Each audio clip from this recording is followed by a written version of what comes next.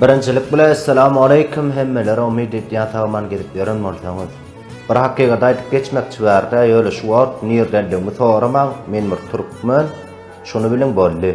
Men bärde Gurban Ulas etlenýän, ulu gepler zady oturjaklar adam ýaly mylaýym gepler oturşum. Eger edýän ýalňyş şereketleriň beýle dowam etýärlik bolsa, ulam gepler. Onsoňam bir günnäl, bir aýdal, bir ýyllap ýol ýaparýar. Kim sen? Halkyň näme günah etdi munlar? Şu videomu saňa gowuşmagyny isleýän, kim bärine saňa gowuşurýan bolsa, şonuň ýaly barwan geplemek isleýän.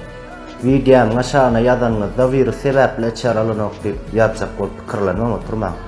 Sebäbi bir iňe bile bir çaga virus näme dip biler?